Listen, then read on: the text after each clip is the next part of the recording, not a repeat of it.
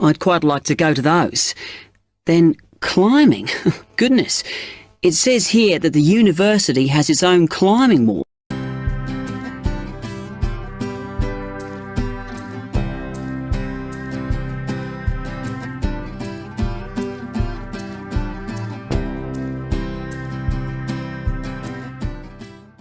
Part 1.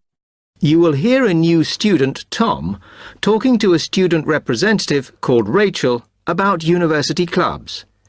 You now have 30 seconds to read questions 1 to 4.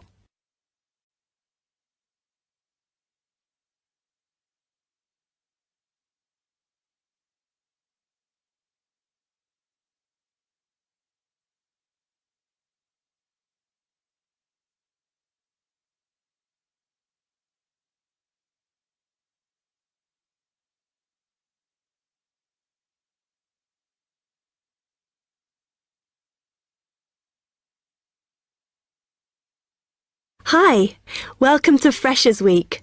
I'm Rachel. Can I help you? Oh, hi.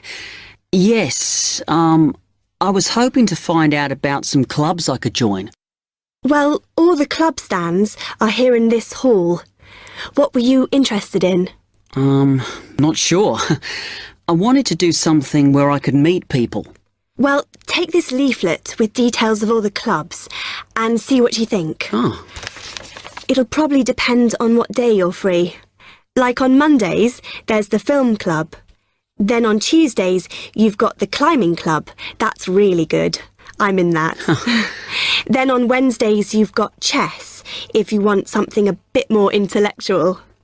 But you should look through carefully because all the clubs run extra activities as well as their normal meetings. Oh, yes, I see. So, it looks like the film club has discussions after the films. I'd quite like to go to those. Then climbing. Goodness. It says here that the university has its own climbing wall. That's impressive. And they go on weekend trips. Cool. And it says the chess club normally just does games with whoever turns up. But it also runs competitions sometimes. But I bet you've got to be pretty good to do that. Yes, I think so. And how many people are in the clubs?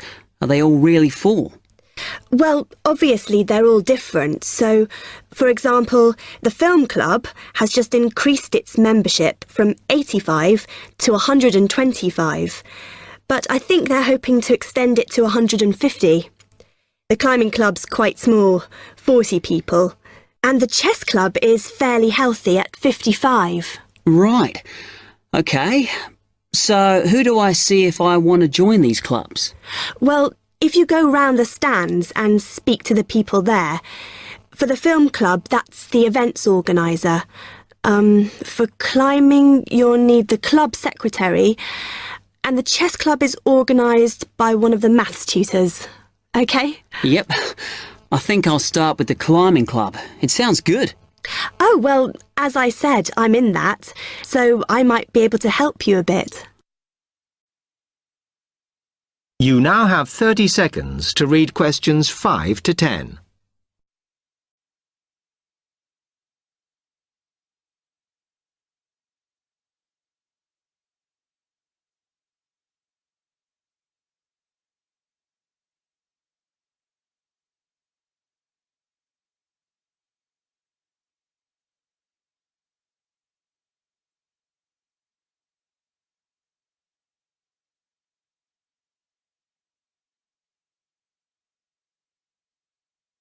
OK. It says in the leaflet that they get together twice a month. Is that right? Yes. Oh, you must join. It's really good fun.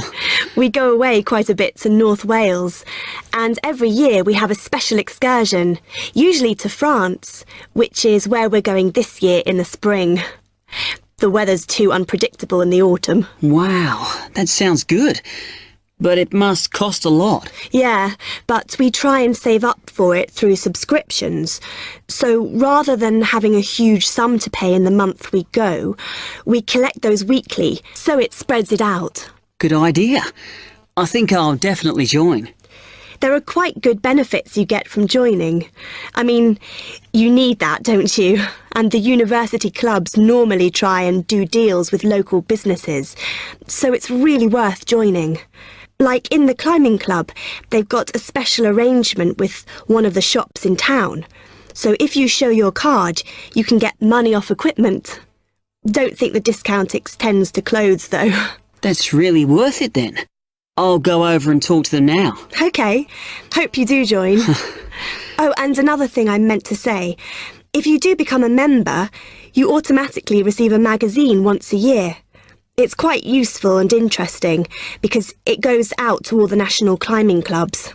And the other thing is, if you come to every session, then you can get a complimentary ticket to the big exhibition that's held in Cardiff every year. So, hope to see you. Yeah, well, thanks a lot for your help. That is the end of part 1. You now have half a minute to check your answers.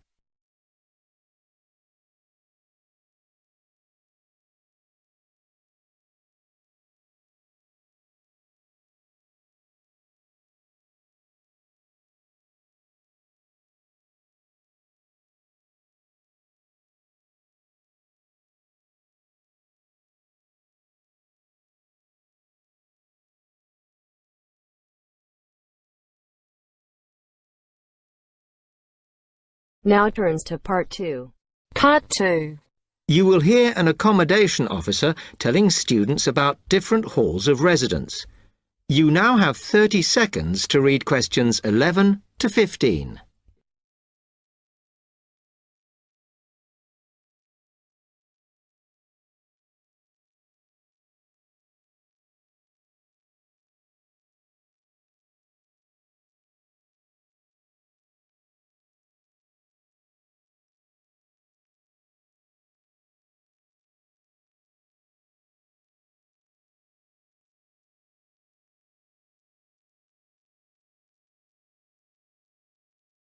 Good afternoon, and welcome to Stanton University.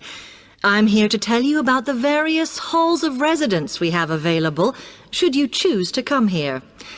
We aim to offer accommodation in halls to all first-year students, and you'll find there's a good variety to choose from. First of all, there's Brown Hall, which, as you'll see, is not the most modern of buildings, but it is very popular with some students. It's got a good sense of community, some nice refurbished kitchens, and unlike the other halls, it has recently had a gym built in its basement. Another option is Blake Residence, which is built like a large house, and so everybody cooks and eats together. It has its own sectioned-off bit of private garden and is even more peaceful because this is an all-girls residence. Although, of course, boys are allowed to visit the hall and, I understand, frequently take part in cooking dinner. The largest hall we have is Queen's Building, and this has been upgraded recently. The original parking area has been built on so that the hall now has a large common room, and each bedroom now has its own shower room, which many students regard as a real bonus. A further option is the Parkway Flats, which won an award for design in its day. And this building now has a preservation order on it. This has meant that only a limited amount could be done to upgrade it, and the surrounding area is important, so parking is not permitted around the flats. However, the flats do have many extra facilities, such as a special computer room, a small library, and a self-service restaurant. The cost of breakfast, lunch and dinner is covered in the fees for this hall, so it does look a bit more expensive. The last residence we can offer you is Temple Rise, which again is slightly more expensive than other halls as the rooms are larger. This has got very lovely views across to the coast, and this more than compensates for the fact that bathrooms here are shared between 6 students. However, the hall has domestic staff who clean the rooms once a week, so this is perhaps an attractive option for the messier amongst you. You now have 30 seconds to read questions 16 to 20.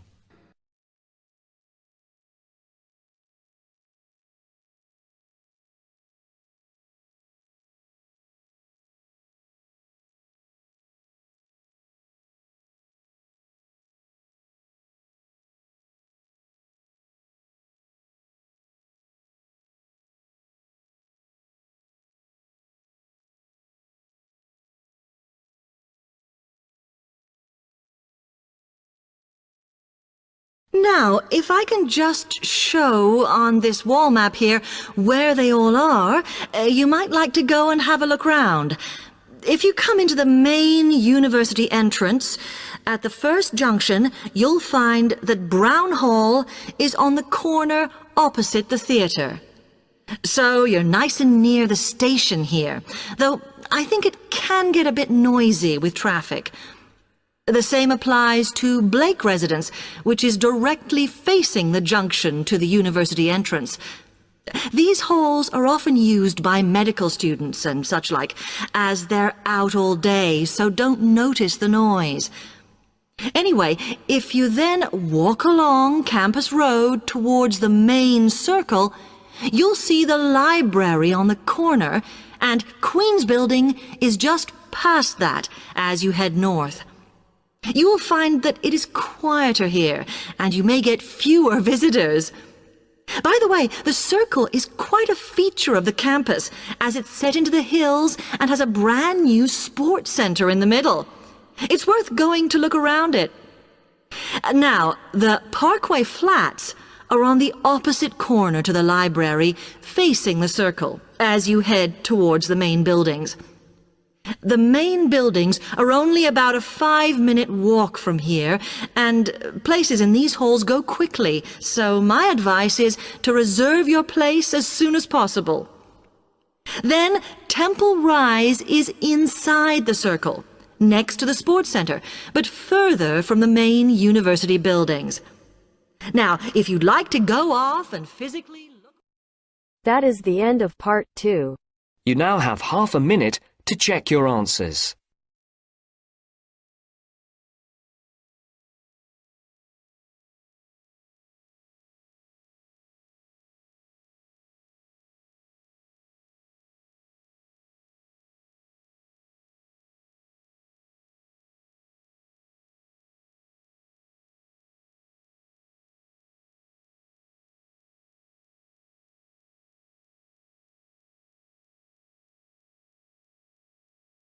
Now turns to part 3.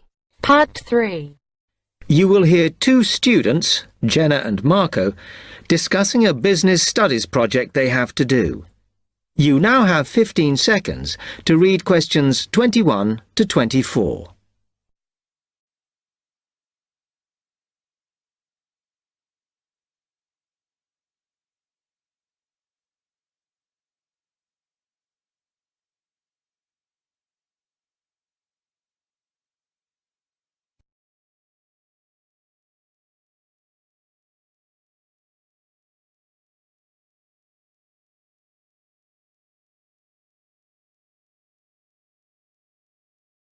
Come on, Marco.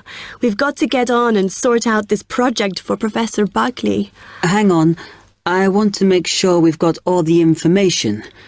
Now, where are we? Well, today we need to sort out exactly what we're going to do and how we're going to divide the work up. Okay. How long have we got, by the way? The end of term is April 6th. And he said to hand it in on week 8, so that's March 25th at the latest, because the beginning of that week is the 21st, so not long. Right. Have you got the notes there? Yes. He wants us to do a fairly small-scale study, like the last one, on whether or not businesses were offering more benefits to staff. And we've now got to look at the rise in older workers. It should be fairly straightforward. Yeah. as long as we keep it small. Who's marking it? I don't know. Sometimes he gets the PhD students to mark it for him. Oh, actually, it just says here, a senior lecturer. I suppose it's too much for Professor Barclay to do them all. Yeah. Anyway, how are we going to go about this? Well, we have to decide how big we want it to be and who... Yeah, but I think we must sort out a timetable for the project. Otherwise, nothing will get done. Okay. Do you want to do that? All right. I'll do it as soon as we finish here. Read questions 25 to 30.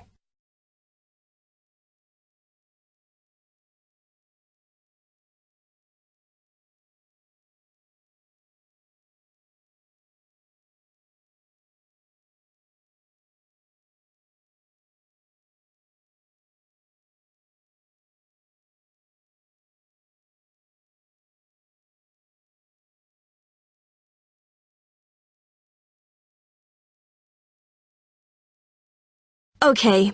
What do we have to do now for the project? What's the best way to go about it?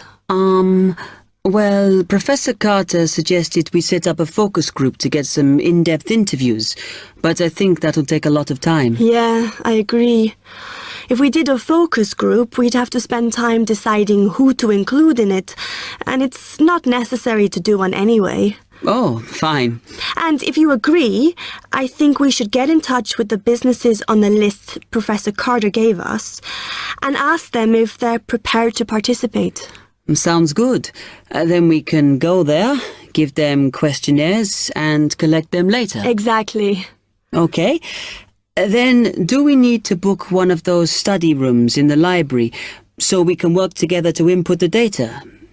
Perhaps not, as I guess just one of us could just sort it out actually. Yes, that would be easier. A lot of what we're doing is qualitative, so it'll be writing up rather than statistics. No software for that, I'm afraid. And I think it would look better if we had actual shots of some of the staff, because we're citing appearance as a factor in employability, aren't we? Yeah, okay. I'll factor that all in when I sort everything out tonight. I'm glad we decided to work together. I think it's going to work out well. Yes, well, given that we had to work in pairs on this project, I think we were right to choose each other. We complement each other academically, as we're each good at what the other isn't. In fact, we should have tried working together before. Yes. Now, how shall we split the work? I'll do the analysis, shall I? Oh, okay. It's just that it might be faster, because I'm used to doing it. Although your English is better than mine. I need more practice at reading, really. Okay, I'll do the presentation then, if that's okay with you. Yeah, sure. I don't mind speaking in public, but I hate preparing all the notes for them. The thing is, the tutor said one person should do the whole presentation, and he said he expects me to do it because I haven't done one yet. No, that's fine. Now, let's see. That is the end of part 3. You now have half a minute to check your answers.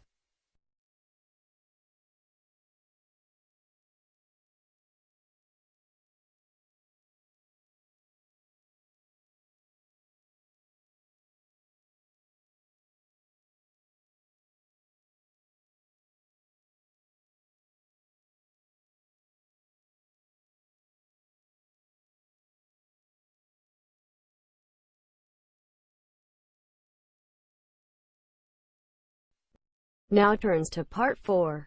Part 4. You will hear a media studies tutor giving a lecture about news sources. You now have 30 seconds to read questions 31 to 40.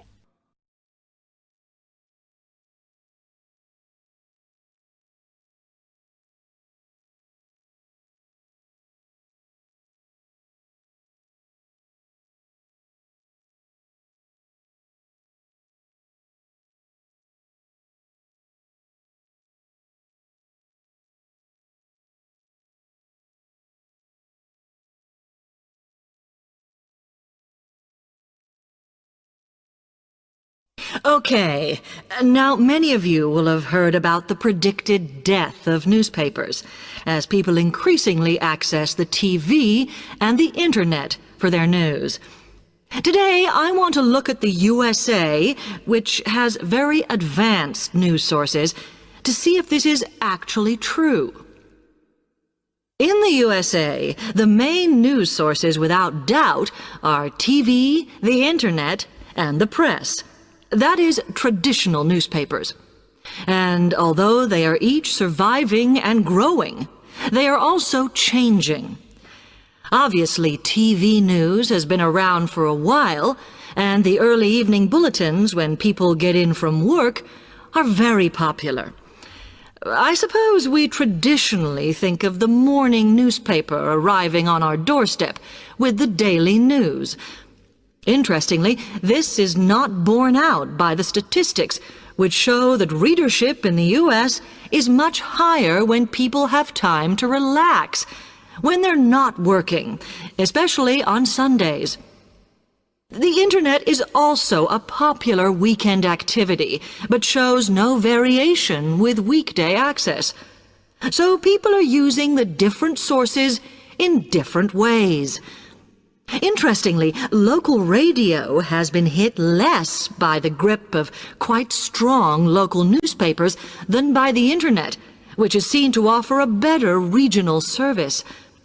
But just because the Internet is seen as the new force in news media does not mean it is dominant.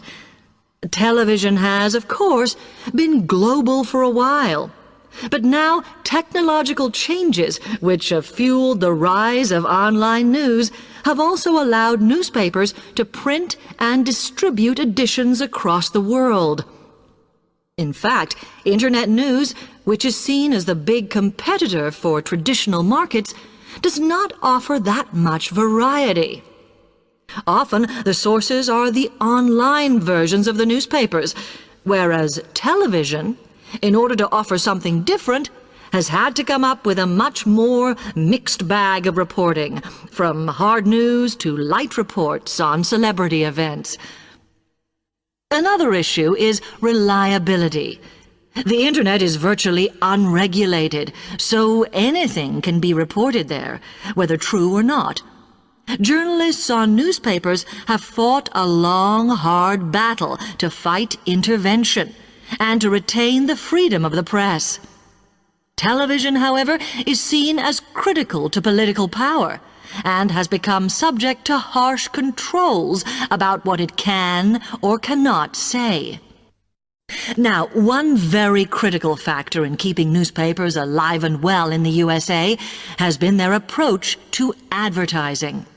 Obviously, newspapers are heavily dependent on advertising revenue, and they have become more and more imaginative in what they offer, in order to make sure that advertisers use them and not other news sources. This has meant that, contrary to popular belief, newspapers now have a significantly higher profit margin than the rest of American industry. So, how have they managed to raise advertising revenue in this way? Well, they have put a lot of effort into developing and maintaining a very strong association with the retail trade.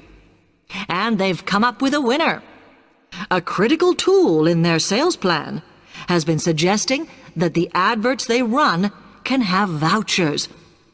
This has been enormously effective because they have found that not only do more people buy the paper to get the discounts, but also that this inevitably means much higher sales for the clients who advertised. As well as doing this, the newspapers have also introduced aggressive sales campaigns over the last few years. This has resulted in a significant and continuing rise in the number of advertisers prepared to pay the extra for full-page ads. So, what I would like to move on to... That is the end of part 4. You now have half a minute to check your answers.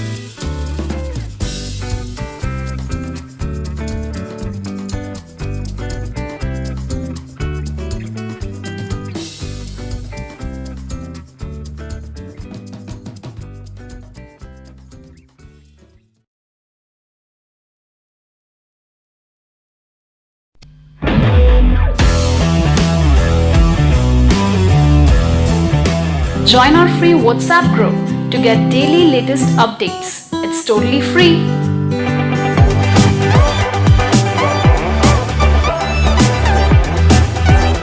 The test is in 4 parts: Part 1, Part 2, Part 3, and Part 4. Now look at Part 1. Part 1. You will hear a young man who wants to find a temporary job talking to someone at an employment agency. First, you have some time to look at questions 1 to 7.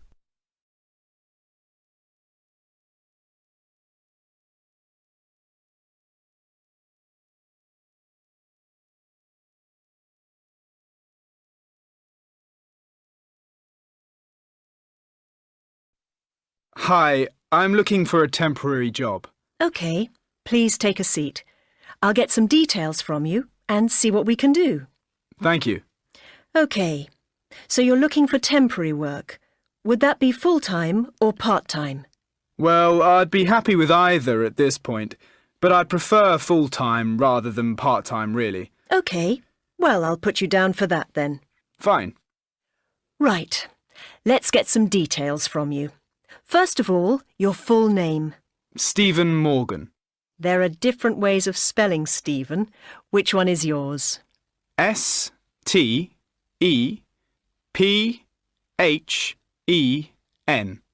OK, thanks. And your surname is Morgan, so that's M-O-R-G-A-N? Yes, that's right. OK, fine. I'll just need a few more personal details from you, and then we can look at the possibilities. So, next then, I need your address and postcode, please. It's 14 Sycamore Avenue. That's S-Y-C-A-M-O-R-E Avenue. And it's number 14, right? Yes, that's right. OK, and the postcode? LM6 8PB. OK, I've got that. Next, I'll need a contact number so that we can get in touch with you if and when something suitable comes up. Please say it slowly. 07438972118. Right, thanks. That's all the personal and contact details. Now, I just need to fill in a couple more sections for our records here. The first one is your current situation. Are you working now? No, I'm a full-time student at university. Ah, OK. What are you studying? I'm in the second year of a 3-year degree course in economics. OK, I've made a note of that. Now, I need to get some information about your availability for work. When would you like to start? That sort of thing. OK, well, I'm looking for something from July to September during the long summer holiday from university. If I can, I'd like to work for the whole of that period. OK, fine. The last thing I need from you is what kind of work experience you already have. Just general information on what type of work you've done will be fine. Well, I haven't done much. I've been studying most of the time. But I worked for 2 months as a shop assistant in a sports shop, selling sports equipment and clothing. OK, so some experience in retail. Anything else? Yes, I worked in a restaurant for 3 months. OK, and some experience in catering. What did you do there? Well, they actually employed me as a kitchen assistant, but when I got there, they needed another waiter as they were a bit short of them, so that's what I did. OK, I've got all that. And straight away, I think there are 2 or 3 vacancies that might suit you. 1 second. That sounds good. I'll make a note of them. Before you hear the rest of the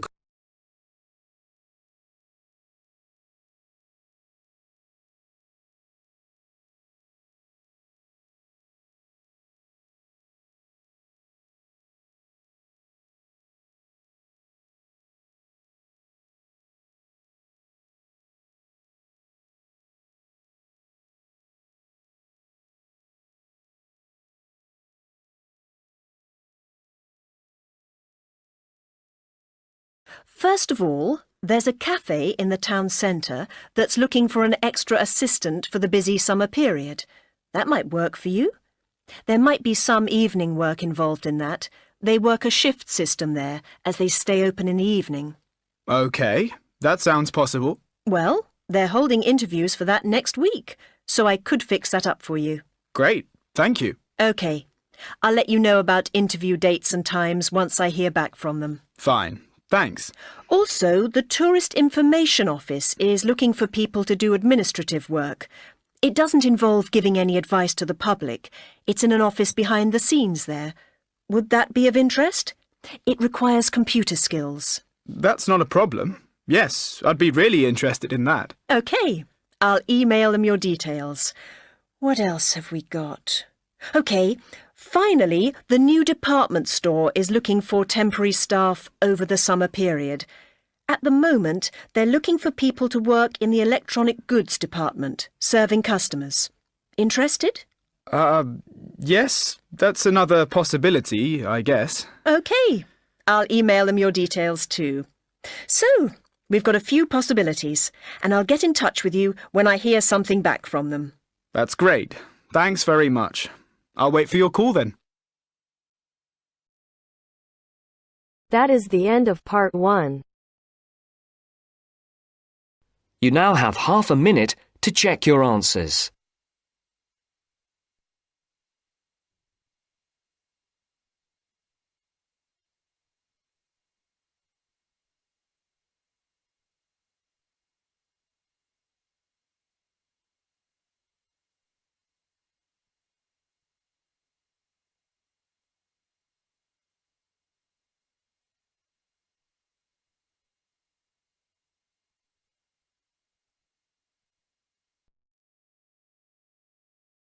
Now turns to part 2. Part 2. You will hear a teacher talking to parents at the beginning of a parents' evening at a school. First, you have some time to look at questions 11 to 15.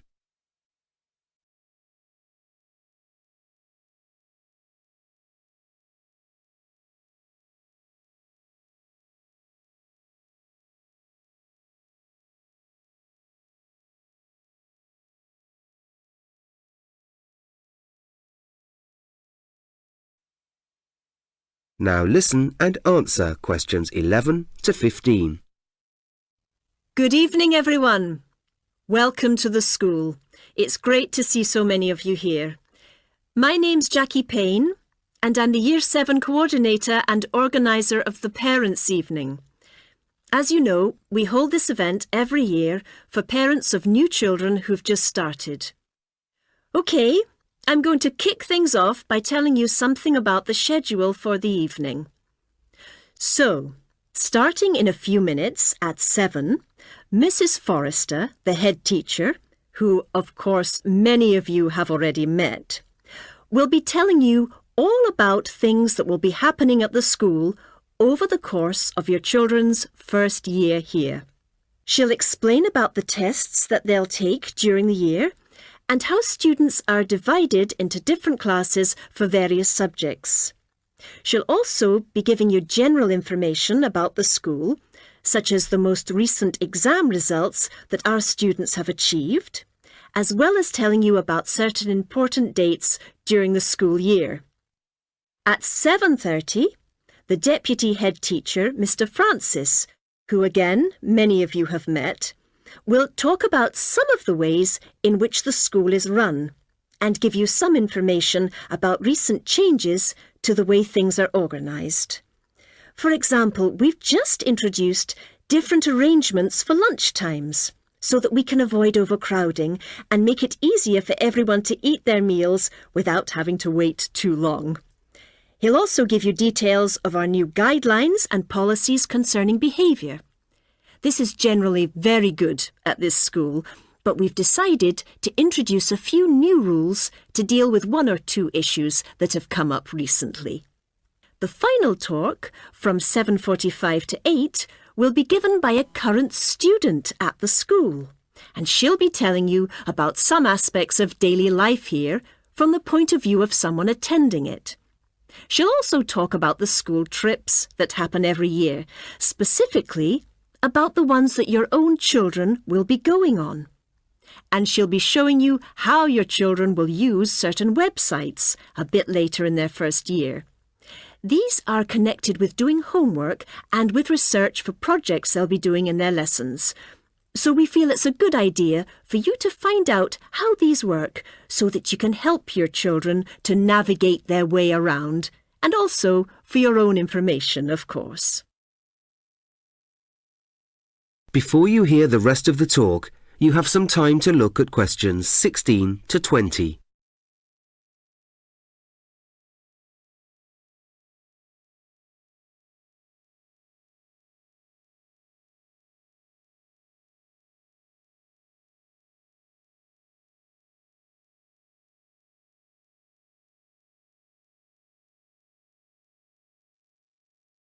Now listen and answer questions 16 to 20. OK, when the talks are finished, there'll be various things that you can do and people you can meet around this area of the school. Here, in the main hall, in the far left-hand corner, as you look behind you, there are teachers from the music department who'll tell you all about what they've been doing in that department. And you can find out about instruments your children can learn and concerts they can take part in. In the opposite corner, you'll find information about our healthy eating scheme, with details of the meals and snacks that we provide. As you leave the main hall, through the doors at the back, on your right, when you're outside the hall, you'll find a variety of refreshments, and while you're there, you'll be able to chat to other parents. If you continue along that area of the school, on your left, you'll find a number of notice boards with all sorts of displays about what's going on at the school, future events, and lots of interesting news and information to look at. At the far end of that area, you'll find a reception desk where you can get information and ask questions about the administrative aspects of the school, and get to know the staff that you're in touch with when you contact the school by phone or email, for example, to report that your child is ill and can't come to school. There, you can also register your interest in volunteering to help at the school, perhaps with the organisation of events to raise money through the Parents' Association. And you can have a chat with Helen Graham, who runs that. She'll be very happy to welcome any new volunteers. If you turn left before you get to the reception desk, you'll be going into the corridor where the majority of the teaching staff will be waiting to greet you and answer questions about their subjects. On the left of that corridor, you'll find maths, science and IT in that order, and on the right, you'll find languages, history and geography and art, again in that order. And at the far end of that corridor, the head teacher and various senior members of staff will be waiting to discuss any issues you may want to raise or any queries you may have. OK? Well, that's more than enough from me. I'd now like to ask Mrs. Forrester, our head teacher, to tell you about... That is the end of part 2. You now have half a minute to check your answers.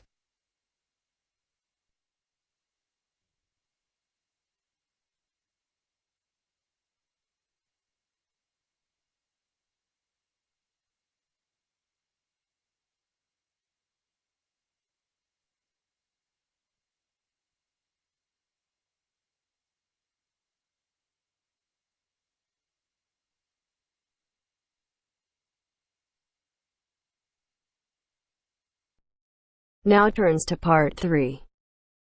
Part 3. You will hear two students, Liam and Holly, discussing an assignment they are doing which involves studying the history of a particular British national newspaper. First, you have some time to look at questions 21 to 24.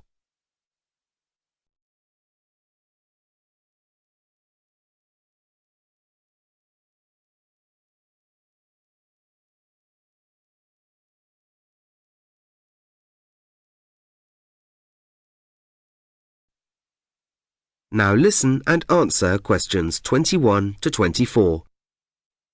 So, how are you getting on with the newspaper assignment, Holly? Yeah, pretty well. I think I've done all my research and I'm just about ready to write it up. How about you? Yes, same as you. Must say, I found it fascinating. There were lots of things I hadn't expected. That's true. I mean, for example, the sales figures. It's hard to imagine now just how many people bought the paper a few decades ago. Amazing, isn't it? But then, of course, there weren't all the other news sources back in those days. I know, but even so, the figures are incredibly high. Way beyond what I would have thought too. And of course, it's very interesting to compare them with the sales since the arrival of the internet. Yeah, the way they responded to that, putting the paper online free of charge was, I guess, something that couldn't be avoided.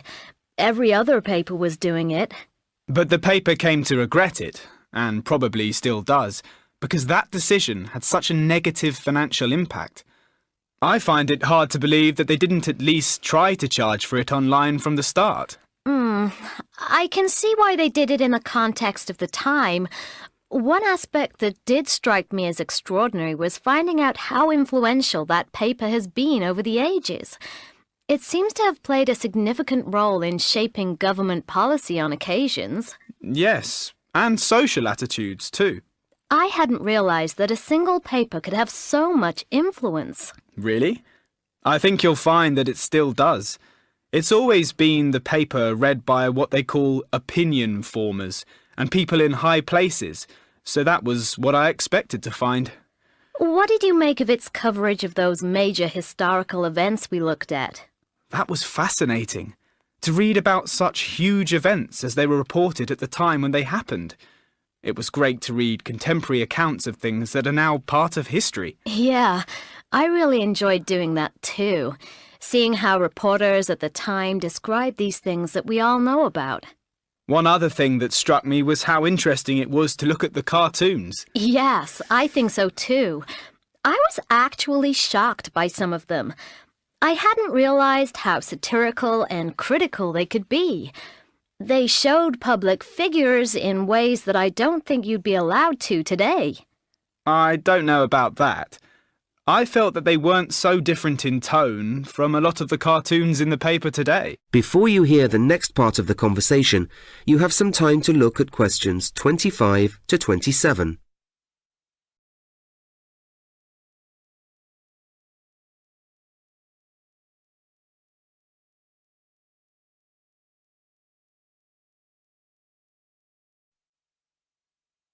Now listen and answer questions 25 to 27. Okay, so that brings us to the section of our report that has to cover major changes in the paper over the last few decades. Yes, well, its politics can't be said to have changed much.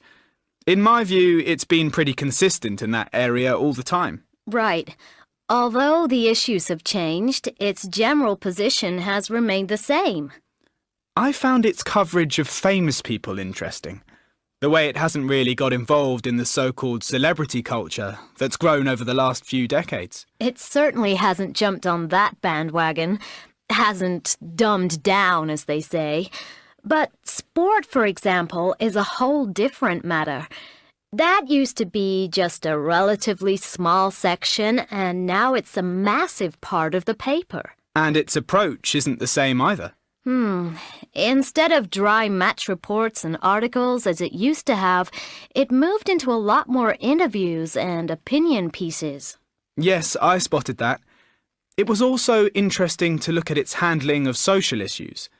It has a strong reputation for that today, but in fact it was always an important feature that distinguished it from other papers. Yeah, it was campaigning on social issues just as much then as it does now. Of course, one major feature we shouldn't ignore is the way it looks. Definitely. It's unrecognizable today compared with how it looked even 20 years ago.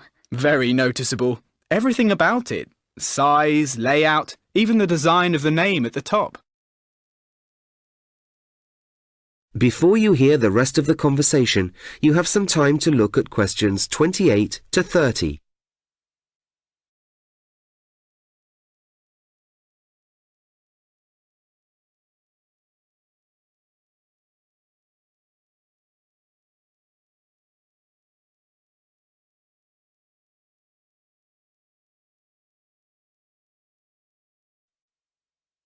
Now listen and answer questions 28 to 30.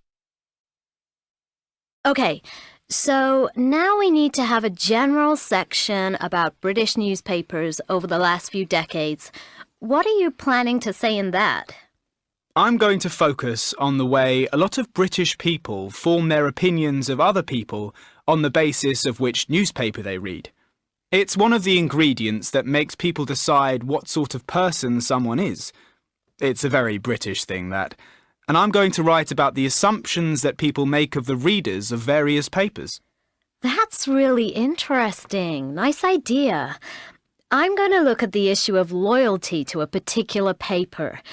I'm going to look at why people might change from reading one paper to another as they get older, whether price changes have any significant impact on sales, that sort of thing. It seems to me that the key point here is that while some people stick with the same paper all their adult lives, others change the paper they read as their own lives change. So I'm going to look at the kind of life changes that result in a change of paper. That's a really good idea. Wish I'd thought of it. Anyway, it's been enjoyable doing this project, hasn't it? I think it was great that the main focus was on one particular paper rather than all of them, which would have been too big a topic to tackle for the whole project. Yes, it meant we could look at one thing in depth rather than just a superficial view of a lot of them. It's one of the better things we've done on the course. Definitely.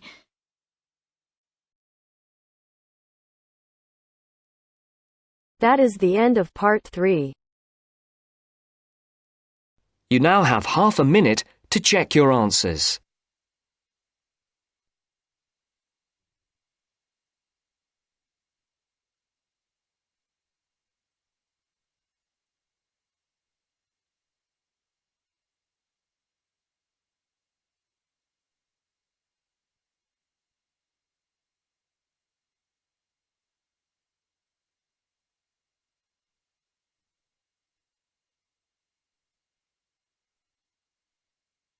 Now turns to part 4. Part 4. You will hear a lecturer at Tower Bridge in London. First, you have some time to look at questions 31 to 34.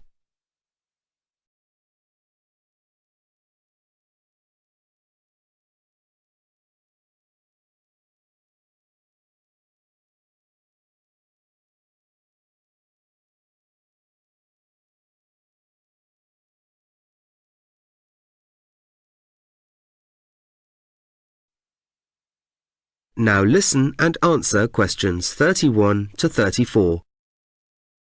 Tower Bridge is, of course, one of the best-known landmarks in London today. When it was built, it was actually one of many great engineering achievements in Britain in the 19th century, a period when all sorts of inventions and innovations were being made to modernise the country and to solve particular problems of the day. In this case, the problem was how to provide another way of crossing the River Thames in that area of the river, the East End of the city. That part of London had become a very busy port, and it was densely populated. The nearest bridge at the time was London Bridge to the west of the port area. To provide a way of crossing the river in this part of the city, Tower Subway was built in 1870. This contained an underground railway, one of the world's first, but it didn't last for long. After 3 months, it closed, and Tower Subway was then reopened as a pedestrian tunnel, with users paying a toll to walk through it. Public demand for another crossing to be built grew, as it was taking both pedestrians and vehicles a long time to cross the river. The sheer volume of traffic and people was so great that people were delayed for hours when trying to use the available crossings. Eventually, in 1876, the Special Bridge or Subway Committee was formed to produce the solution, and a public competition was set up to choose the best design. Over 50 entries and a considerable amount of controversy over which to select. until in 1884 a design submitted by Horace Jones, the city architect, was chosen. Construction began in 1886, and it involved 5 major contractors and 432 construction workers until the bridge was finally completed and opened 8 years later, in 1894. The key issue when it came to the design of the bridge was that it wasn't possible to build a traditional fixed bridge in that location, as such a bridge would have prevented ships with tall masts from gaining access to the port facilities in that part of the river. So a type of bridge called a bascule bridge was devised. This involved 2 towers built on piers in the centre of the bridge, with 2 equal bascules between them. These bascules were pieces that could be raised and separated from each other, so that ships could pass through the bridge. On each side of the towers, piers and bascules, there were 2 suspension bridges. Between the central towers were high-level walkways for the use of pedestrians when the bridge was open.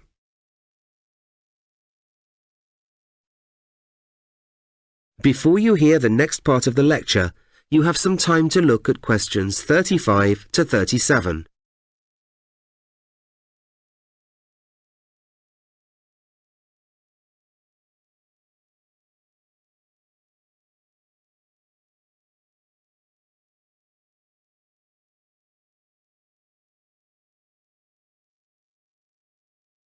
Now listen and answer questions 35 to 37. Right, now let's have a detailed look at how the bridge was raised for ships to pass through it. This is a slide showing a diagram of the bridge. And here you can see at the far end of the south side of it are the original engine rooms, which you can visit today if you take a tour of the bridge. In here there was a boiler which was powered by coal. This boiler produced steam, which powered 2 big engines. And these engines produced pressurised water, which was stored in 6 containers called accumulators. This was sent via pipes to some more accumulators in each of the 2 piers in the central section of the bridge. When it was time to open the bridge operator, situated at the bottom of the tower on the south side, pulled a set of levers to set in motion the opening of the bascules. This action started engines in each of the 2 piers, each of them operating one of the 2 bascules. Gears attached to these 2 engines, which were called the driving engines, would then turn, causing the bascules to rise and open. The bascules rose to an angle of 86 degrees, providing enough room for ships to get through the central part of the bridge. Although the process was quite complex, it actually took only about a minute for the bascules to rise to their maximum height. Before you hear the rest of the lecture, you have some time to look at questions 38 to 40.